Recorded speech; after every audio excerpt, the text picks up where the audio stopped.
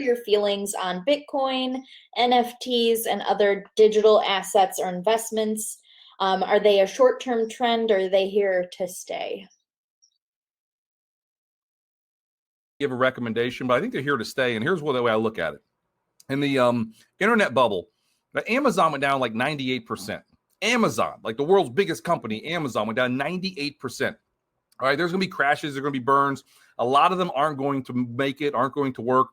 But at the end of the day, a decade or two from now, some of them very well might. Now, does that mean you want to start putting a bunch in your portfolios? Probably not. Okay, you definitely make these decisions, with money you can, if you lost it tomorrow, you could live with. But there could really be some opportunity there in some of these coins. And again, it's one of those things, like so many people have been betting against it for a long time.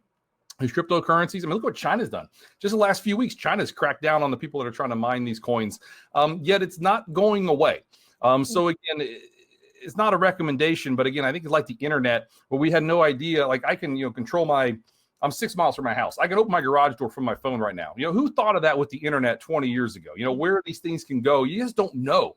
But again, there is some potential there in some of those coins, and they're very confusing. I don't understand it. I mean, I don't know if anyone truly does. But clearly, there's going to be some winners when all is said and done, but there's also going to be some big time losers. I mean, we all use pets.com. There's companies that simply don't exist anymore.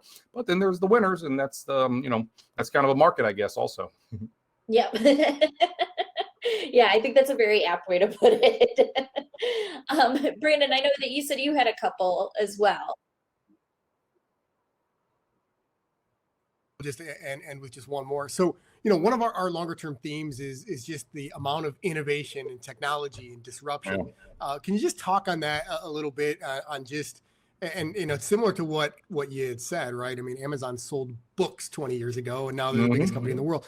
Can you just talk about, maybe what LPL research sees, or how that can continue to play with the amount of innovation and how fast that's happening now versus where it was 10 and 20 years ago? Yeah, I mean, there's tons of negatives from what we just went through, right? Well, we know that, but maybe hit mute there. Okay, there we go. Sorry. Yep. Okay, so what we also know, we had more innovation in the last 12 months, and we would have had probably the 5 years combined, right? I mean, just the different ways that we thought through and made things happen. So innovation, it works both ways too, right? It can be too much too fast, and you can have some potential stumbles. But just the fact that we had a vaccine, it took Moderna like 2 days. I didn't know this. It took Moderna like 2 days to make that vaccine. I mean, isn't that the craziest thing you ever heard? It took a long time to get approvals and everything. But the way that we kind of went through this and use ingenuity and use just grit and resolve and new evolutions and new technologies, it really is fascinating. And now we're on the other side of it, and we're going to start to see it. But I'll tell you guys, what you just talked about,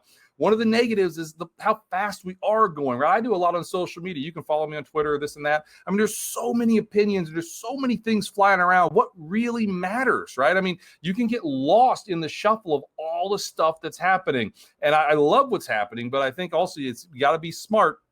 That's why when you get your newspaper, you open it up and you're going to read whatever the headlines are, going to get your attention, going to get you worked up a little bit.